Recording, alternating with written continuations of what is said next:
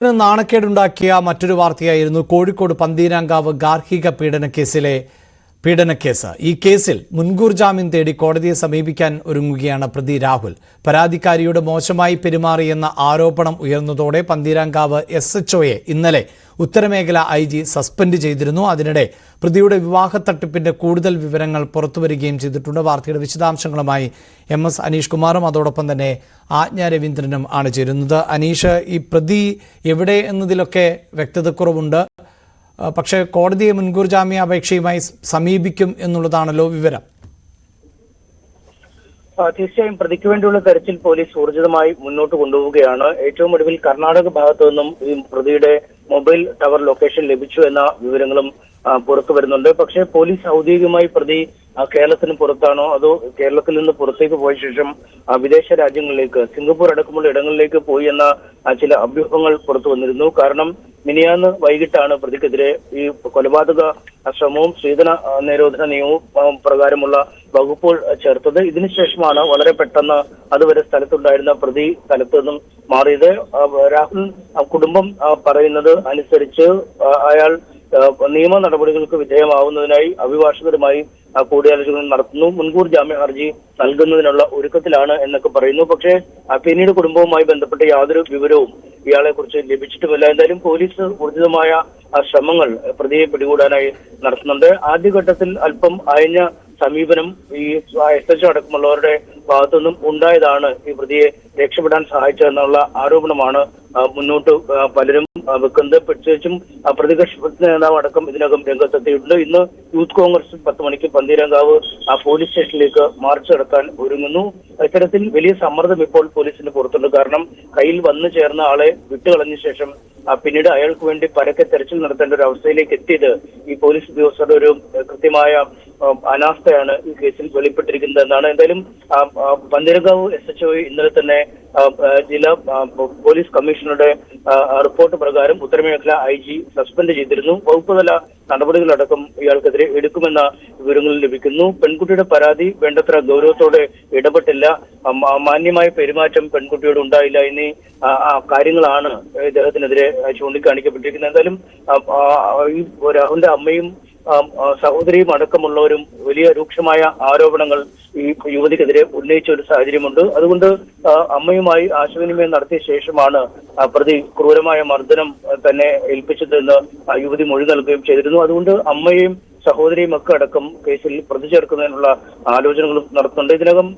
യുവതിയുടെ മൊഴി രേഖപ്പെടുത്തിയ പോലീസ് അമ്മയുടെയും സഹോദരിയുടെയും മൊഴികൾ രേഖപ്പെടുത്തിയതായും വിവരങ്ങൾ വരുന്നുണ്ട്. വൈകാതെ ഇവരെയും ഒരുപക്ഷെ പ്രതി ചേർത്തേക്കും. എന്തായാലും പ്രതിയെ കണ്ടുപിടിക്കാനുള്ള ഊർജിതമായ ശ്രമം പുരോഗമിക്കുന്നു എന്ന് തന്നെയാണ് പോലീസ് വ്യക്തമാക്കുന്നത്.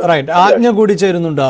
ആജ്ഞ, ഈ ഉത്ര സംഭവം, വിസ്മയ കേസൊക്കെ മലയാളിയുടെ മുന്നിലുണ്ട്. അതുകൊണ്ട് തന്നെയാണ് പന്തീരാങ്കാവിലും എന്ത് സംഭവിച്ചു എന്ന് മലയാളികൾക്ക് അറിയാൻ കൂടുതൽ താല്പര്യമുണ്ടാവുക. പക്ഷേ അതിലിപ്പോഴും ഒരു അവ്യക്തതയുണ്ടല്ലോ. തുടക്കത്തിൽ ഇതൊരു സ്ത്രീധന പീഡനം എന്ന തരത്തിൽ റിപ്പോർട്ടുകൾ ഉണ്ടായിരുന്നു. പക്ഷേ അങ്ങനെയൊന്നും നടന്നിട്ടില്ല എന്ന് പ്രതി രാഹുലിൻ്റെ കുടുംബം പറയുന്നു.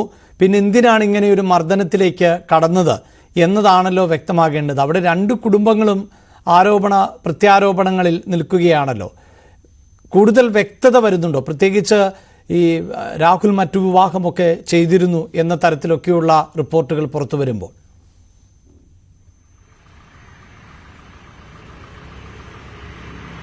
അഭിലാഷ്, രാഹുൽ എന്ന ഈ ചെറുപ്പക്കാരൻ അങ്ങേയറ്റം ടോക്സിക്കായ ഒരു ആളാണ് എന്നൊരു വിലയിരുത്തലാണ് മൊത്തത്തിൽ വരുന്നത് എന്നാണ് മനസ്സിലാക്കാൻ കഴിയുന്നത്. കാരണം മുൻപ് എറണാകുളത്തുള്ള ഒരു പെൺകുട്ടിയുമായി വിവാഹം ഉറപ്പിക്കുന്നു. അത് എൻഗേജ്മെന്റ് വരെ എത്തുന്നതിന് മുൻപ് തന്നെ അത് അലസിപ്പോക്കുന്നു.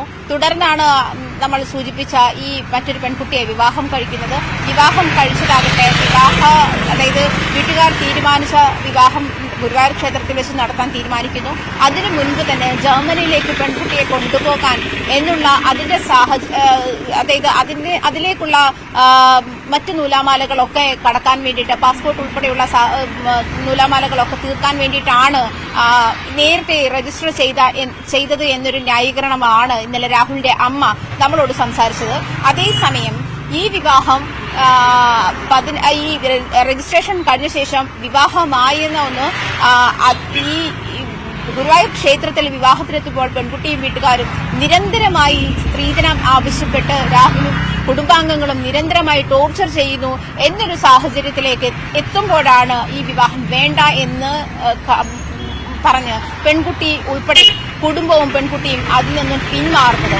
അതായത് ഈ രണ്ട് റിലേഷൻഷിപ്പിലും ഇത്രയും ടോക്സിക് ആയ ഒരാളാണ് രാഹുൽ എന്ന കാര്യം വ്യക്തമാണ്. ആ കാര്യത്തിൽ അതിലുള്ള വിവാഹമോചന കേസ് ഇപ്പോഴും നടക്കുന്നതേയുള്ളൂ.